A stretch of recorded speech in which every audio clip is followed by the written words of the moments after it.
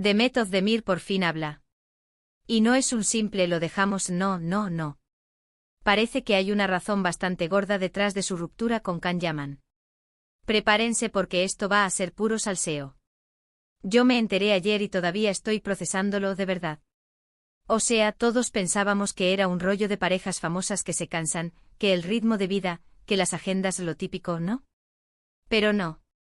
Demet ha soltado una bomba, bueno, más bien una indirecta súper directa, que nos hace ver todo esto con otros ojos. Para ser honestos, yo siempre tuve mis dudas con esa pareja. Se veían súper bien en las fotos, eso que quede claro. Pero había algo en no sé, como que forzado, ¿me entendéis? Como si estuvieran bajo mucho escrutinio, y eso a la larga agota a cualquiera. Pero lo que Demet sugiere ahora es otra cosa. Ella ha dicho, en plan muy sutil, que la relación se terminó porque sentía que no era ella misma. Que tenía que sacrificar partes de su vida, de su personalidad, para que la relación funcionara. Y eso, amigos, es un red flag gigante. Porque una relación sana te potencia, te hace crecer, no te achica. Te da alas, no te pone cadenas. Lo que yo creo que está pasando es que Can, y esto es una suposición mía, pero con mucha base, tiene un ego bastante grande. No lo digo por mal, pero es lo que se percibe. Y quizás en la relación, él necesitaba que Demet estuviera más a su sombra, que se adaptara a su ritmo, a su mundo. Y Demet, que es una artista súper talentosa con su propia carrera, su propia personalidad, no estaba dispuesta a eso. Muchos dicen que Can es un hombre encantador y magnético, y sí, lo es, pero también tiene que ser una persona con la que se pueda construir algo a largo plazo.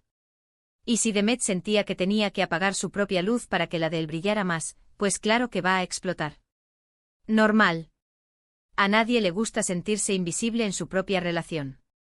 Imagínense estar saliendo con uno de los hombres más deseados del momento, pero sentirte menos.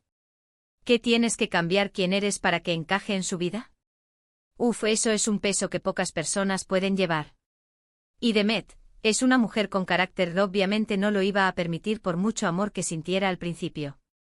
Ella ha dejado claro que prefiere estar sola que mal acompañada.